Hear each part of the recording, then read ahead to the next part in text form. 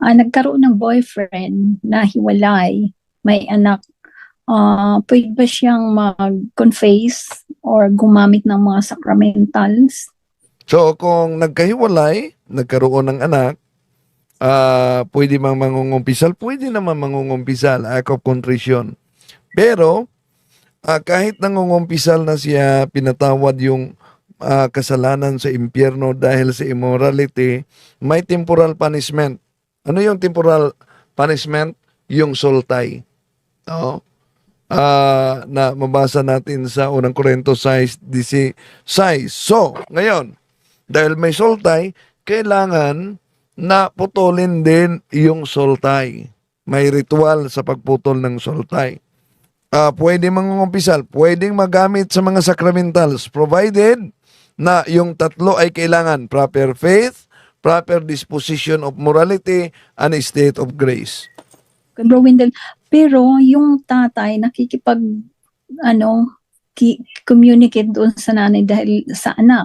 Kumbaga may ugnayan sila through sa baby lang, pero in physical or whatever, kasi yung guy may kinakasama na, ano pa rin ba siya doon? Nagkakasala ba? Walang problema kung may kaugnayan, may communication para sa suporta sa anak. Basta siya na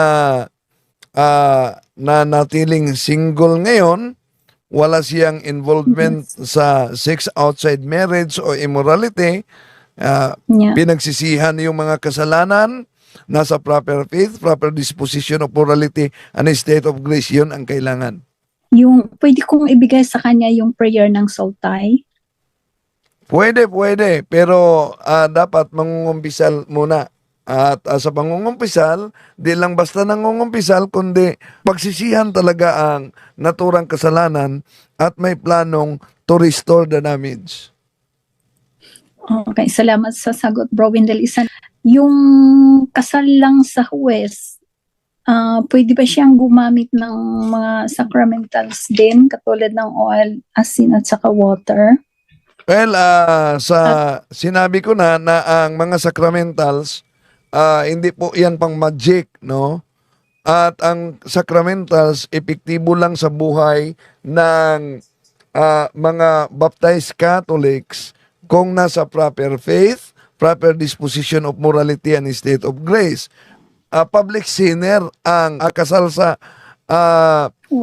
huwes, kasal sa mayor. So, legal ang kanilang pagsasama but immoral sa paningin ng simbahan.